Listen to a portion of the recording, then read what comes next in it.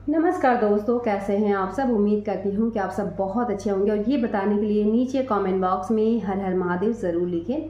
आज के वीडियो में हम बात करते हैं सावन सोमवारी के दौरान आपको व्रत पूजा विधि कैसे करना है, साथ ही अगर व्रत किए हैं तो व्रत में आपको क्या खाना है, यानी फलाहार आपको क्या खाना है, कितने बार खाना है। अगर पशुपति व्रत करने की सोच रहे हैं तो ऐसे में अगर पीरियड हो गया है तो पशुपति व्रत आपको करना चाहिए या फिर नहीं, या फिर 16 सोमवारी का व्रत उठाना चाहती हैं तो आपको करना चाहिए या फिर नहीं। पीरियड से कितने दिन के बाद भगवान यानी महादेव की पूजन आपको करना है, और जब पूजा पाठ हो जाए तो एक कार्य आपको ज़रूर से ज़रूर करना है, और साथ ही पीला सिंदूर लगाना चाहिए या फिर नहीं। तो चलिए आज के वीडियो में हर चीज़ के बारे में जानते हैं। तो वीडियो बहुत ही हेल्पफुल है, वीडियो को अच्छे से देखें। कोई भी सवाल सुझाव या डाउट होगा तो नीचे कमेंट बॉक्स में ज़रूर बताएं। सबसे पहला कि सोमवारी व्रत जो कि कल यानी 22 जुलाई को प्रारंभ है, पहली सोमवारी व्रत कल है, और इस बार जो है 5 सोमवारी का व्रत है।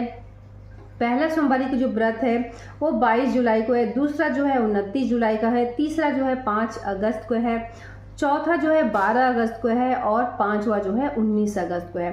तो अगर आप पहला और आखिरी व्रत भी करना चाहती हैं तो बिल्कुल कर सकती हैं। अगर आप चाहें तो, क्योंकि पीरियड के समय एक तो व्रत आपको छूटेगा ही, या फिर आप चाहें तो 4 व्रत कर सकती हैं, आप चाहें तो 2 व्रत कर सकती हैं, और 5 अगर मिल गया तो अति उत्तम, तो आप 5 भी व्रत कर सकती हैं। ठीक है, तो ऐसा कोई नियम नहीं कि आपको कितना व्रत करना ज़रूरी है। अपने सामर्थ्य के अनुसार अपने हिसाब से देख लीजिए कितना व्रत आप कर सकती हैं, ज़रूर करें। और अगर आप जैसे कि पीरियड के समय स्टार्ट हो गया है और पशुपति व्रत करना चाहती हैं तो ये पहला जो व्रत है वो छोड़ दें। दूसरा जो व्रत है 29 तारीख को यानी 29 जुलाई को जो आपका सोमवारी का व्रत है उस समय आप उठा लें, और उसके बाद से जो भादो मास में जो है उसका उद्यापन आप कर सकती हैं। पहले हफ्ता में आप उद्यापन कर लीजिएगा, ठीक है। यानी 19 के बाद जो आपका जो सोमवारी व्रत आता है भादो मास में, भादो का पहले सोमवारी में ही आपका उद्यापन हो जाएगा, ठीक है। तो जब हम पशुपति व्रत करते हैं तो इसमें किसी भी तरह का आपको दिन देखने की ज़रूरत नहीं है कि भादो है या फिर खरवास है। 2 मास में भी पशुपति व्रत जो है उठाया जाता है। सिर्फ एकमात्र पशुपति व्रत ही है जो कि खरवास, 2 मास, अधिक मास हर एक चीज़ में आप उठा सकती हैं और उद्यापन कर सकती हैं। किसी भी तरह का कोई दोष नहीं लगेगा। दिन आपका जो है सोमवार ही होना चाहिए, ठीक है। तो व्रत का नियम क्या है, कैसे आपको पूजा विधि करना है, चलिए वो भी जान लेते हैं। तो सुबह सवेरे आप उठें, थोड़ा जल्दी उठें। कल के दिन है यानी सोमवार कल है तो थोड़ा जल्दी आपको सोकर उठना है। घर में थोड़ा बहुत जो भी झाड़ू वगैरह, मुख्य द्वार पे पानी का छिड़काव, जो भी हमारा दिनचर्या है वो करने के बाद स्नान वगैरह कर लें। और स्नान करने के बाद आपको फूल नहीं तोड़ना है। स्नान करने के पहले फूल तोड़ना चाहिए, और स्नान करने के बाद पूजा रूम में झाड़ू पोछा या फिर बर्तन वगैरह साफ करना चाहिए। बहुत सारे लोगों का मुझे जो कमेंट्स आता है कि जो हम फूल तोड़ते हैं तो क्या स्नान करने के बाद तोड़े या फिर पहले तोड़े। तो स्नान करने के बाद पुष्प जो है वो नहीं तोड़ा जाता है, पुष्प जो है स्नान करने से पहले ही तोड़ा जाता है। तो आपको क्या करना है, कल के दिन तो बेलपत्र आपको तोड़ना नहीं है। मैं वीडियोस में बताते रहती हूँ कि सोमवार के दिन जो है वो बेलपत्र नहीं तोड़ा जाता है। तो आज के दिन बेलपत्र बहुत सारे लोग तोड़ भी लिए होंगे, या फिर आप खरीदना चाहती हैं तो लेकर बैठे रहते हैं लोग बेचने के लिए, आप वहाँ से भी बेलपत्र खरीद लें। लेकिन कोशिश करें कि कल के दिन जो है वो बेलपत्र जो है आपको नहीं तोड़ना है, ठीक है। तो उसके बाद से आप पूजा का जो थाल है अच्छे से सजा ले, पूजा रूम जैसे साफ़ सुथरा कर ली, बर्तन साफ़ सुथरा हो गया। सूर्य भगवान को आप पहले जल अर्घ दे दें। उसके बाद से पूजा का थाल अगर आप सजाना चाहती हैं अच्छे से सजा लें। जितने भी सामान आप रखना चाहती हैं रख लें। अगर कच्चा दूध मिलता है, गंगा जल मिश्रित पानी आप रख लें। आप चाहें तो पंचामृत से भी अभिषेक कर सकती हैं। लेकिन जितने बार आप शिव जी को अभिषेक करते हैं यानी शिवलिंग पर अभिषेक करते हैं उतने बार पानी भी आपको ज़रूर डालना चाहिए। अगर आप पहले पानी से अभिषेक करती हैं, उसके बाद से आपको कच्चा दूध से अगर आप अभिषेक करती हैं तो कच्चा दूध से अभिषेक करने के बाद वापस आपको पानी डालना है। शहद डाल अभिषेक करते वापस आपको पानी डालना है। घी से अभिषेक करती हैं उसके बाद वापस आपको पानी डालना है। जिस भी चीज़ से अभिषेक आप करती हैं, अभिषेक करने के बाद तुरंत आपको पानी से भी अभिषेक किया जाता है, ठीक है। जब अभिषेक आप कर लेते हैं तो अच्छे से बेलपत्र वगैरह चढ़ाएं, उसके बाद से चंदन अगर आप ले गए हैं वाइट वाला, जो सफ़ेद चंदन या फिर पीला चंदन, तो उससे त्रिकोण बनाए, ओम लिखे, जो भी आपको लिखना है लिखे, नहीं है तो बिंदु आप लगाएं। जो भी जनेऊ वगैरह है, प्रसाद है, पुष्प है, फल है, फूल है, जो है अर्पित करें। साथ ही मौली धागा अपने साथ ज़रूर लेकर जाएं। मौली धागा से गठबंधन ज़रूर करें। माता पार्वती को और शिव जी का गठबंधन ज़रूर करना चाहिए। और अगर आप कोई सुहाग से संबंधित कोई चीज़ लेकर गए हो तो माता रानी को भी ज़रूर से ज़रूर चढ़ाएं, स्पर्श कराएं।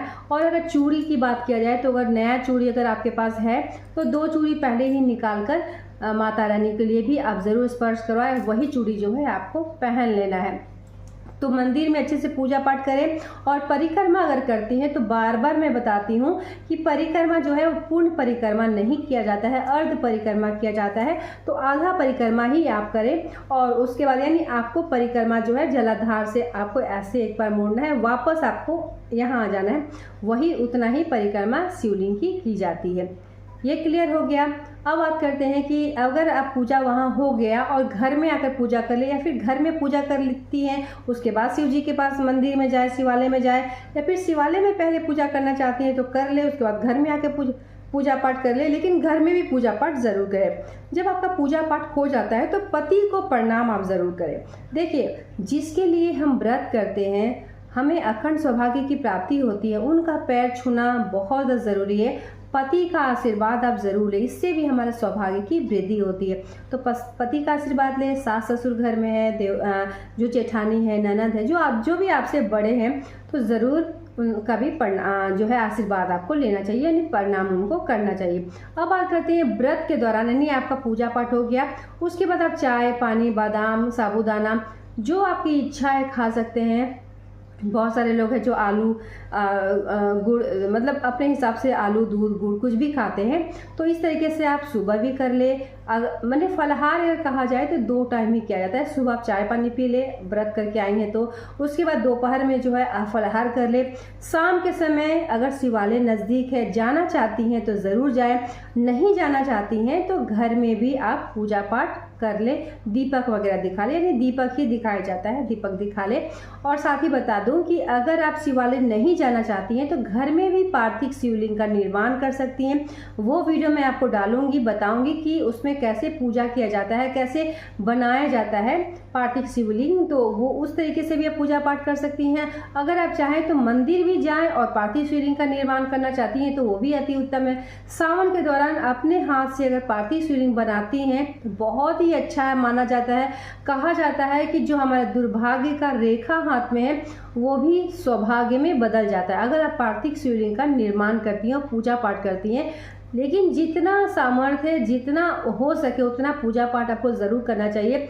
सावन का जो दिन होता है सर्वश्रेष्ठ, बहुत ही महान होता है और बहुत ही भाग्य से ये सब दिन मिलता है। तो ज़रूर से ज़रूर बाबा को पूजा पाठ करें। घर में अगर आप चाहें तो पार्थिव शिवलिंग बनाएं और पूजा पाठ कर ले। शाम के समय दीपक वगैरह दिखाएं, उसके बाद फलाहार वगैरह कर ले। साथ ही मंदिर अगर जाते हैं तो नमः शिवाय का जाप या फिर महामृत्युंजय का जाप आप ज़रूर से ज़रूर करें। मंदिर के कहीं अगर जगह मिल जाए वहीं बैठ के, यानी मंदिर के अंदर आपको नहीं बैठना है, कहीं भी जगह मिलता है औरों को भी पूजा करने का चांस दीजिए, मौका दीजिए और कहीं और बैठकर नमः शिवाय का जाप करें, महामृत्युंजय का जाप करें, लेकिन ज़रूर मंदिर में करके आना चाहिए। इतना आपका हो गया, मंदिर में भी पूजा हो गया, घर में भी पूजा होगा। पार्थिव शिवलिंग बनाना चाहती हैं वो भी बना लिए, और जो भी फलाहार में क्या खाया जाता है, कितने बार खाया जाता है वो भी मैं बता दी। अब बात करते हैं कि जब आप मंदिर जाती हैं तो अच्छे से श्रृंगार वगैरह करके जाएं। मंगलसूत्र हुआ, पीला सिंदूर हुआ, महावर हुआ, हरी चूड़ी हुई, और जो जैसे कि मैं बता रही हूँ कि जैसे कि सोने का अंगूठी है, अगर जब आप पूजा करते हैं सीधे हाथ से हम लोग पूजा करते हैं तो इस उंगली में एक सोने का अंगूठी ज़रूर से ज़रूर डाल के रखें। अगर सामर्थ्य है तो ज़रूर डालें, अगर नहीं भी है तो गला जो है वो खाली आपको नहीं रखना चाहिए। और कहा जाता है कि सोने का अंगूठी अगर आता है तो जब आप पूजा पाठ करते हैं तो वो पूजा जो होता है पवित्र माना जाता है। तो अगर संभव है तो ज़रूर पहने, अगर नहीं है तो किसी भी तरह का कोई दिक्कत नहीं है। लेकिन हाँ, गला जो है खाली करके आपको रहना भी नहीं चाहिए। मंगलसूत्र वगैरह पहनने नहीं है तो काला धागा भी पहने, लेकिन अपने गले को कभी भी खाली वैसे भी नहीं रखा जाता है। जब आप कहा जाता है कि बेटा, जब आपका बच्चे हैं तो माँ को कभी भी खाली गला होकर पानी भी नहीं पीना चाहिए। हम लोगों में ऐसा माना जाता है, कहा जाता है।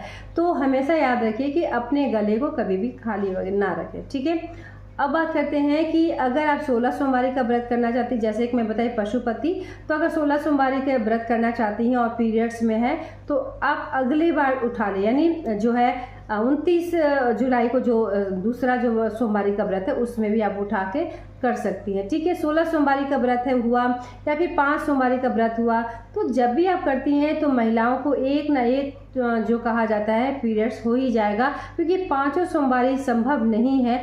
हो सकता है किसी किसी का ही ऐसा हो कि मंगलवार को अगर पीरियड्स हो गया तो शनिवार रविवार तो को बाल धो सकती है, लेकिन अगर ऐसा संभव नहीं है तो 4 सोमवारी तो आपको ज़रूर मिलेगा। ये 4 सोमवारी आप ज़रूर करें, ठीक है। तो हर पॉइंट को मैं बताती हूँ, समझाती हूँ, जिससे कि मेरे द्वारा दी हुई जानकारी से आपको लाभ मिल सके और आपके द्वारा कोई भी गलती ना हो सके। तो चलिए मिलते हैं एक नए वीडियो के साथ, तब तक के लिए धन्यवाद। आप सभी को श्रावण का हार्दिक शुभकामना। हमेशा खुश रहिए, मुस्कुराते रहिए। बड़े जो है उनको मैं प्रणाम करना चाहती हूँ और जो छोटे हैं उनको ढेर सारा प्यार और आशीर्वाद। चलिए मिलते हैं एक नए वीडियो के साथ, तब तक के लिए धन्यवाद।